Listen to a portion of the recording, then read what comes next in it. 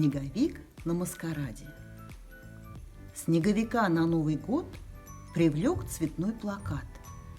И вот он вечером идет на шумный маскарад.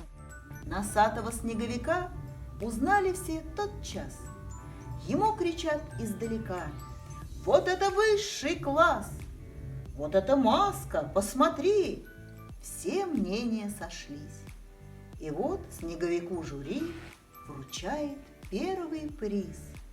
Аплодисментами смущен, сказал он: «Господа, простите, я таким рожден. Я был таким всегда.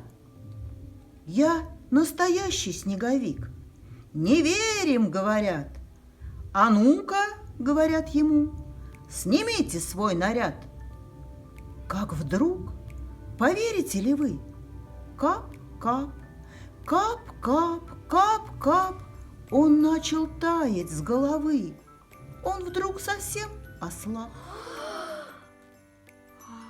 Хватают под руки его, он тает на глазах.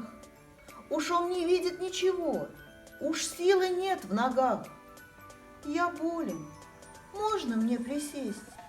Чуть слышно он сказал. «Там где-то холодильник есть, скорее его в тот зал.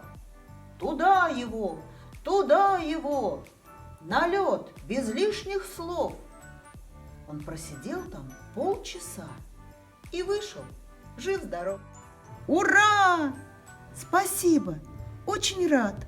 Благодарит он всех и, покидая маскарад, шагает прямо в снег.